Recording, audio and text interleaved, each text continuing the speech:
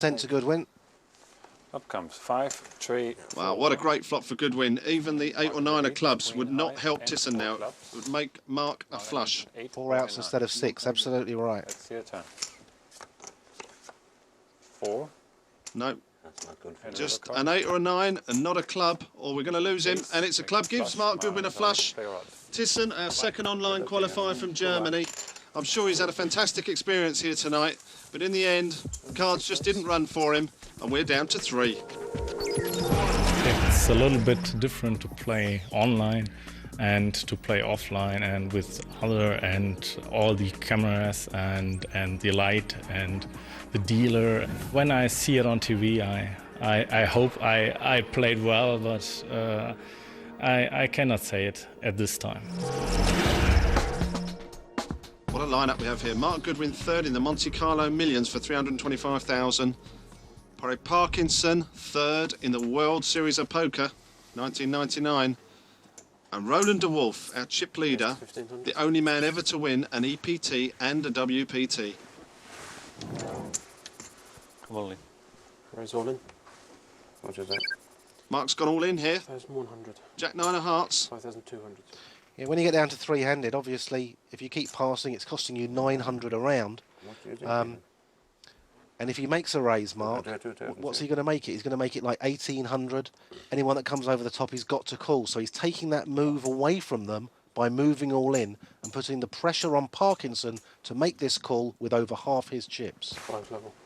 5,000. It's an inspired call if he makes it. He has made it. So Mark got in. He has called with Queen 7 of hearts. And he's actually dominating Mark Goodwin. Look at Mark Goodwin's face. Can't believe that call. I'm a little bit surprised, I've got to admit. Mark definitely made the right move by moving all in and not just raising. OK, let's see the flop. Goodwin needs a jack or a 9. And the jack! The jack! Door card! Check. First card on the flop is the jack. So, Parkinson, he now needs the queen. No good. Mark Goodwin's looking at doubling through here. And he does. Mark doubles up. Wow. Mark Goodwin. He had the guts to make the play, pushed all in. Parkinson, a slightly unorthodox call, but he had the best hand. But on the flop, Mark Goodwin flopped the jack and he's doubled up, and Parkinson finds himself in 3rd spot. Just gambling. So we've got Roland still chip leader with nearly 20,000 in chips. The average chip stack right now around about 11,500. So Parkinson probably going to be looking to make a few all-in plays here on the big blind, Porre Parkinson. Fantastic stuff, this. Roland de Wolf, big chip leader. He's on the button. Raised 22. Come on, Lee. All in? Yeah, card. Call. Oh, all in from Goodwin. Mark got in. Oh, wow, he's found a big hand again. Pair of queen. And Parkinson's got a pair of 10s. They're both all in, Joe. I think Roland's going to be very happy to pass his hand here, let the other two go heads up. If it finishes up heads up with Roland after this hand, Roland will still be chip leader in the tournament. Yeah, this is where strategy comes into play. He has to fold this hand. OK, well, Porre Parkinson, how unlucky is he going to feel? When he turns over a pair of 10s three-handed, he's got to feel that he's got the best hand. But Goodwin, he's got a pair of queens.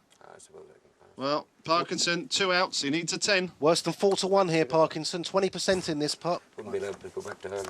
Here's the flop. Up comes ace, check. And look at this. Roland de Wolf would have hit the ace. In fact, he would have flopped 2 pair. OK, Parkinson still needs a 10. Well, now, if Goodwin hits his queen, Parkinson makes a straight. He can also hit a 7 as well. Is a 5. No help there. Wow. Porre Parkinson, previous champion. He's done nothing wrong. But when it came down to that last hand, he walked into a monster of Mark Goodwin. I normally play very fast, and I didn't see any reason not to do it otherwise. I was a little bit wary about Roland. I mean, you got to respect what Roland's done over the last couple of years. I mean, some people say he's a luck boxer, and he is, but he's got a bit of game as well. But I'd seen how a couple of the other guys were playing, so I thought, well, the best thing I can do is just go in here and play my normal game and try and run all over the table. And, you know, if I lost and didn't try to do that, I'd feel pretty bad about it. It worked out fairly well, you know. The penalty for getting knocked out of one of these things isn't a death penalty or anything. It just means you've just got to come back for the next one. So it's okay. So we're We're heads up, the all-conquering Roland de Wolf against experienced pro Mark Goodwin. Big error. Cool. So de Wolf limps in with ace-9. Raise 1,500 more. All in. All in. Goodwin's raised, and a call here from de Wolf. A re-raise and a call. So De Wolf's in Roland front shows here, Joe. ace-9, Ace-9 Mark offsuit shows against ace-6 offsuit. See any 2s, 3s, 4s or 5s on the flop, it really increases the chance that the Wolf's going to win it. You see any picture cards, there's a much better chance of a split pot. You're going to lose one day. What Roland won't want to see is a 6. The split as well. 16. There's a big This could be it. 5, yeah. He got These this two more. players have had a I mean, more than fantastic battle. Both of them have had short stacks, find themselves heads up, Mark with ace-6. Roland shows very ace-9. close in chips. So Mark really shows this is the key pot Well, of the if tournament. Roland wins it, he goes through to the final. Flop comes ace-8 king. Roland in the lead. Kicker 9. Any Let's see the eights? turn card. Yeah. Nice little 8. A 7 on the turn. Right, the 9 still plays. 7 or 8. Has to be 6, a 7 or an 8. See the card. He's a jack. The jack, and it's all over. Aces, 8. Roland de Wolf Yeah. has won this Well, heat position, Roland and is goes going to go the through to the Mark final. the same here. Mark Goodwin, we'll see you in the semi-final. Great game by Mark Goodwin. Terrific play by Roland de Wolf. Caught cards when he needed them. And we are looking forward to a fantastic final. Well, I didn't really have a plan coming in, except I know that I would probably get less credit for hands than anyone else at the table, because people always think that I don't have a hand or I'm stealing.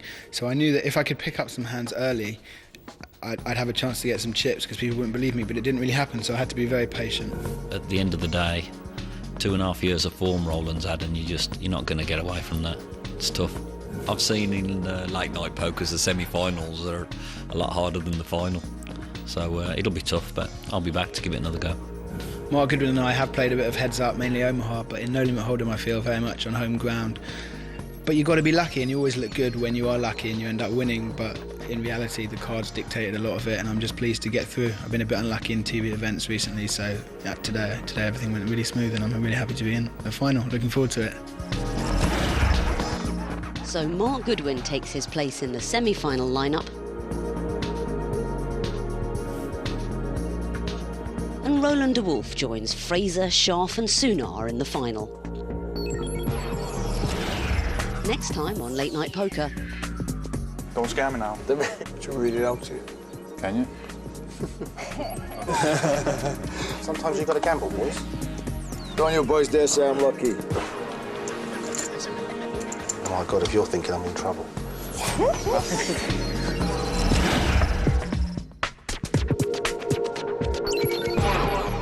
Stay with 4 highlights from the Nordic Combined World Cup in a minute. Skiing up next.